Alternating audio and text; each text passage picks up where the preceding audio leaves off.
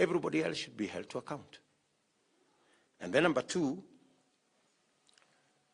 you spoke about a very pertinent issue, and that is corruption and theft of public or misuse of public funds. It is a big animal, and sometimes it is pushed around without clarity of what will happen. Our approach as Kenya Kwanza is that we must personalize. We must not politicize corruption. We must deal with it from an institutional space so that everybody, including the president, is held to account.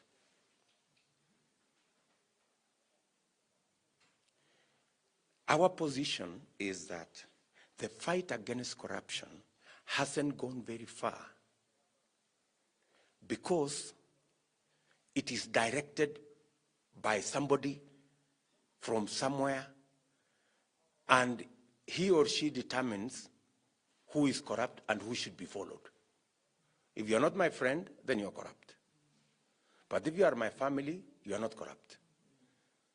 Why haven't we gotten the Kemsa billionaires? Why? Because they are friends and they are family of the people who tell us they are in charge of corruption, of fighting corruption. Right? What we are saying is the following.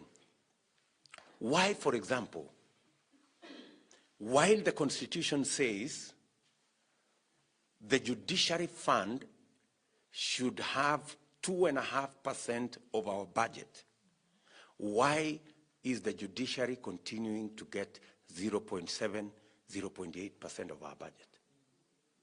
Why hasn't the judiciary fund been operationalized? It is because there are people who want to continue pulling strings around the judiciary.